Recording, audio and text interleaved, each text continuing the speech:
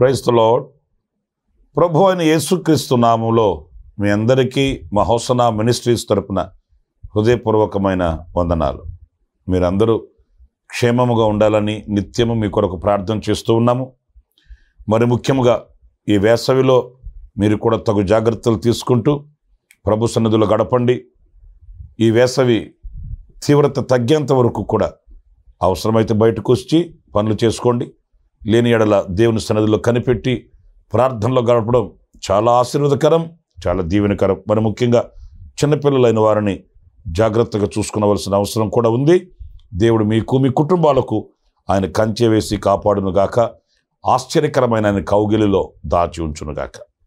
ప్రియులారా, పరిశుద్ధ గ్రంథంలో ఈ పూట హెబ్రీ పత్రికలో పరిశుద్ధుడైన పౌలు రాసిన ఓ చక్కటి మాట 11వ అధ్యాయం 8వ వాక్యంలో ఉంది. నేను చదువుతాను, ఆ మాటల్ని జాగ్రత్తగా ఆలకించండి. అబ్రహాము పిలువబడినప్పుడు విశ్వాసమును బట్టి ఆ పిలుపునకు లోబడి తాను స్వాస్థ్యముగా పొందనయున్న ప్రదేశమునకు బయలు వెళ్ళెను. ఇక్కడ నేను మీతో చెప్పాలనుకున్న మాట, తాను స్వాస్థ్యముగా పొందనయున్న దేశానికి అతడు బయలు వెళ్ళెను అనే మాట. చూడండి, అబ్రహాము విశ్వాసులకు తండ్రి, విశ్వాస వీరుడు అని చెప్పుకోవాలి. ఎందుకు వీరుడు అంటే అంత విశ్వాసం కనుపరిచిన వీరుడు, బలవంతుడు. మనం కూడా విశ్వాసం గలవారమే, కానీ మన విశ్వాసం ఎలాంటిది, ఎంత మోతాదులో ఉన్నది అనేది మన అంతరంగానికి తెలుసు. ఎందుకంటే మనం అన్నింటినీ ఒక పట్టాన విశ్వసించలేము. బైబిల్ చదువుతుంటాము, పాటలు పాడుతుంటాము, ఆరాధనలకు వెళుతుంటాము, క్రైస్తవ లోకంలో పెద్దపేట మీదే ఉంటాము. కానీ విశ్వాసం అనేది మనసుకు సంబంధించింది కదా. అందుచేత ఎన్ని కార్యక్రమాలు చేస్తూ ఉన్నా విశ్వాసమందు బలహీనులై ఉన్న వాళ్ళు చాలామంది కనిపిస్తారు. కానీ అబ్రహాము అలా కాదు. ఆయన విశ్వాసులకు తండ్రి, వీరుడు. ఎంత వీరుడంటే దేవుడు అతనికి ఎక్కడికి వెళ్ళాలనో చెప్పకపోయినప్పటికీ కూడా ఆయన బయలు వెళ్ళాలి. ఆయన ఎక్కడికి వెళ్ళాలి, ఎక్కడ ఉంటాడు, ఏం చేస్తాడు, ఏమి ఆధారాలు ఏం చూపించలేదు ప్రభు. అయినప్పటికీ ప్రభు నన్ను పిలిచాడు, నేను వెళ్ళాలి. నా ప్రియమైన దేవుని బిడ్డలారా, అలాంటి సమర్పణ, అలాంటి విశ్వాసము మనం కలిగిన వారమై ఉండాలి. ప్రియులారా, ఇంకొక మాట పరిశుద్ధ గ్రంథంలో హెబ్రీ పత్రిక 13వ అధ్యాయం 13వ వాక్యంలో మనం చదివితే, కాబట్టి మనం ఆయన నిందను భరించుచు శిబిరము వెలుపలికి ఆయన యొద్దకు వెళ్ళుదము. ఇక్కడ చూడండి, మనం బయలు వెళ్ళాలి. ఎక్కడికి వెళ్ళాలి అనంటే శిబిరము వెలుపలికి ఆయన యొద్దకు వెళ్ళాలి. శిబిరము వెలుపల అనేది ఒక అవమానకరమైన అనుభవం అండి.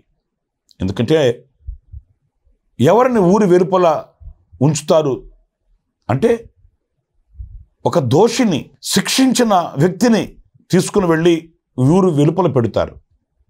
మన ప్రభు అయిన యేసుక్రీస్తును కూడా అన్యాయమైన తీర్పులు తీర్చి ఆయన మీద నెపాలు మోపి ఆయనను తీసుకుని వెళ్ళి శిబిరము వెలుపల ఊరి బయట ఆయనను సిలువ వేసి చంపారు.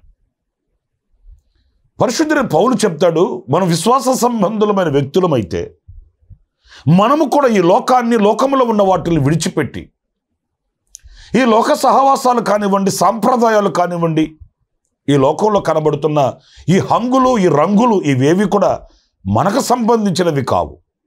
మన ప్రభువు శిబిరము వెలుపలకు వెళ్ళాడు.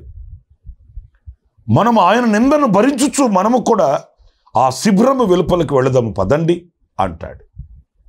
ఎందుకంటే ఆయన సిలువ శిబిరము వెలుపల, ఆయన సహవాసం లోకానికి వేరైనది అన్నట్లుగా. చాలామంది మనం నోరు కుట్టుకొని కడుపు కట్టుకొని బైబిల్ పట్టుకొని తిరుగుతుంటే పరిహాసాస్పదంగా మాట్లాడతారండి. వీళ్ళకి అన్నీ ఉన్నా కూడా అనుభవించే యోగ్యత లేదు వీళ్ళకి, అనుభవించే యోగం లేదు వీళ్ళకి. ఎంతసేపటికి ప్రార్థన ప్రార్థన ప్రార్థన అంటారు. లోకంలో ఎన్ని ఉన్నాయి, ఎంత ఉన్నాయి, అవి అనుభవించే అర్హత లేని వాళ్ళు వీళ్ళు అన్నట్లుగా మనల్ని చూస్తుంటారు. అదే శిబిరము వెలుపల జీవించడం అంటే. ఏదో ఊరు బయటికి వెళ్ళి ఇల్లు కట్టుకొని అక్కడ ఉండమని కాదు.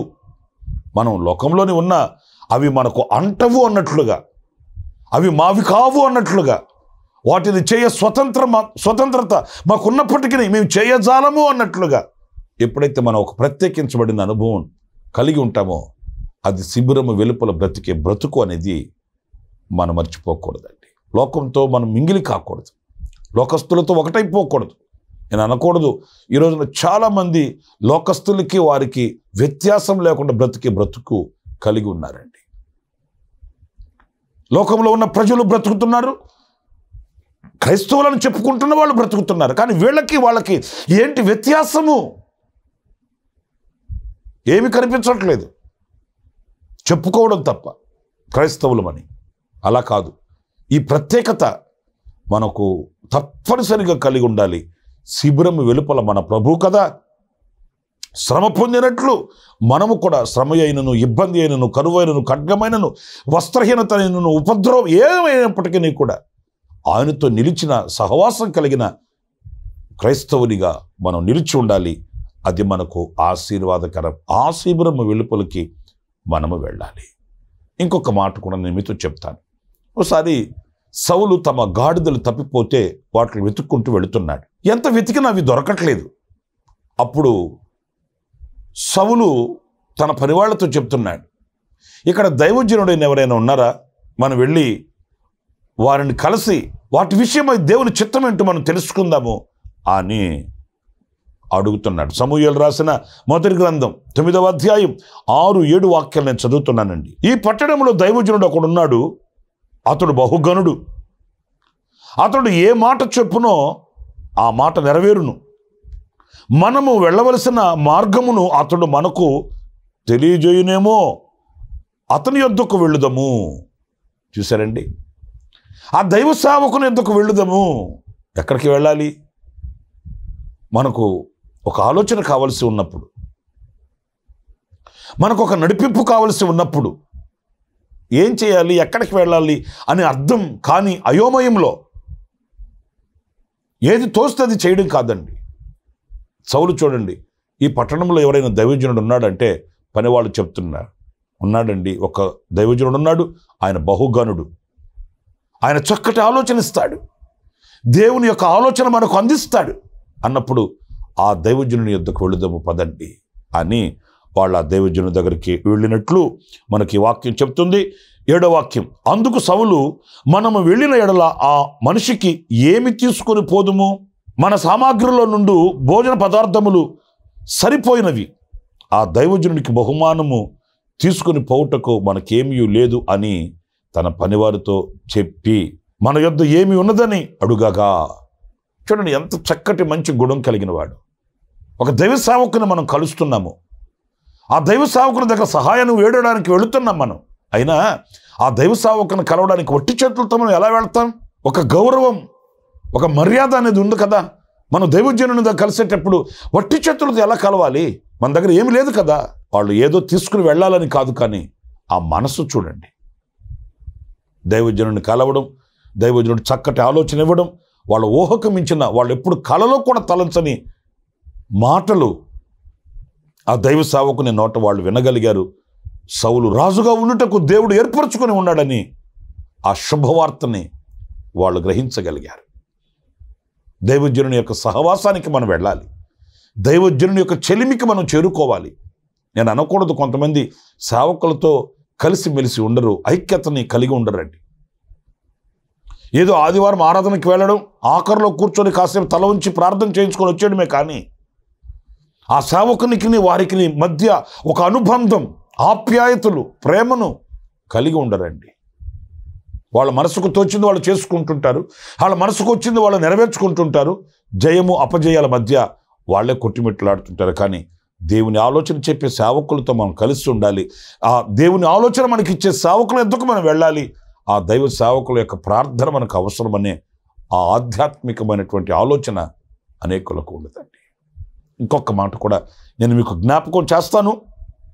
అదేంటంటే, యాకోబు తండ్రి ఇంటికి దూరమైన ఇంచుమించు 20 సంవత్సరాల తర్వాత తన కుటుంబాన్ని తీసుకుని వాళ్ళు బయలుదేరి వస్తున్నప్పుడు తన పని వాళ్ళతో ఆయన చెప్తున్నాడు.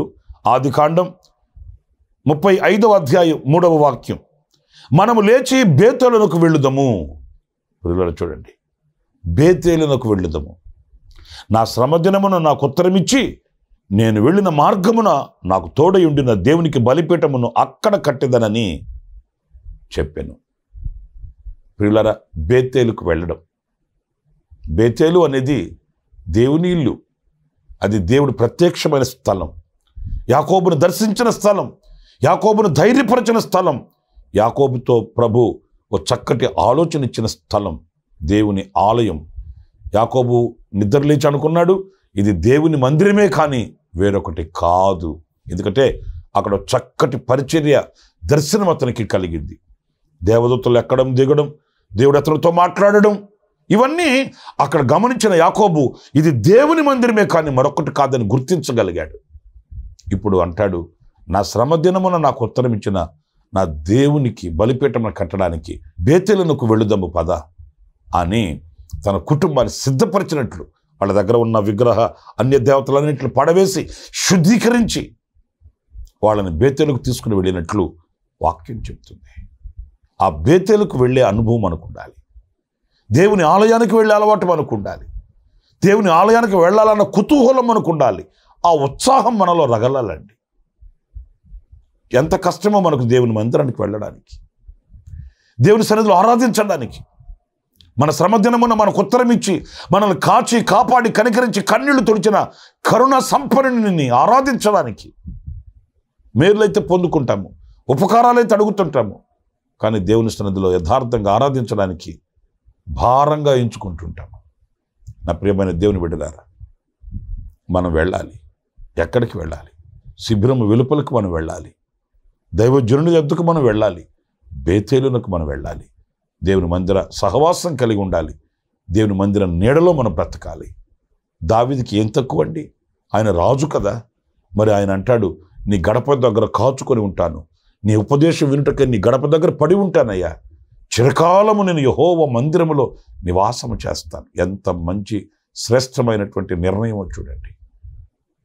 ఆయనకి చలురాతి బండలు ఉన్న కోటలు ఉన్నాయి, ఏం తక్కువ లేదు, ఒక రాజు.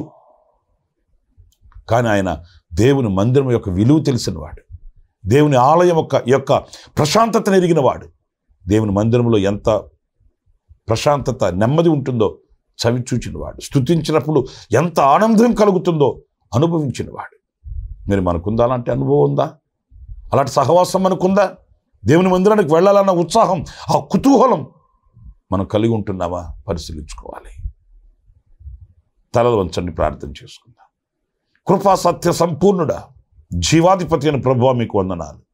ఆనాడు అబ్రహాము తాను స్వాస్థ్యముగా పొందబోవు దేశానికి ఆయన బయలు వెళ్ళాడు, ఆలస్యం చేయలేదు. అలాగే మేము కూడా శిబిరము వెలుపలకు వెళ్ళడానికి, నాయన మాకు ఆలోచన ఇచ్చే సేవకులతో సహవాసం కలిగి ఉండడానికి, అలాగే బేతేలునకు వెళ్ళి నీ ఆలయంలో మేము నివసించుటకును ప్రభువు తడువు చేయకుండా వెళ్ళగలిగినటువంటి మంచి మనస్సుని, ఆ యొక్క ఆసక్తిని మేము కలిగి ఉండడానికి సహాయం చేయమని మమ్మల్ని అందరినీ మీ చేత సమర్పించుకుంటున్నాం. ఆ రీతిగా మమ్మల్ని చేపట్టి మీరే నడిపించి, నడకను నేర్పించి మమ్మల్ని దీవించమని యేసు ప్రశస్త నామములో ప్రార్థించి వేడుకొనుచున్నాను తండ్రి. ఆమేన్, ఆమేన్. ప్రభు మిమ్మల్ని ఆశీర్వదించి దీవించునుగాక. ఈ దినమంత విశేషమైన కృప నా దేవుడి మీకు తోడుగా ఉండునుగాక. ఆమేన్. ప్రతి దినము ఈ అనుదిన కృపాను సందేశాల కొరకు, ఇంకా మరిన్ని ఆత్మ సంబంధమైన సందేశాల కొరకు ఈ మా యూట్యూబ్ ఛానల్ ని సబ్స్క్రైబ్ చేసుకోండి. Pastor Ramesh, hosanna ministries.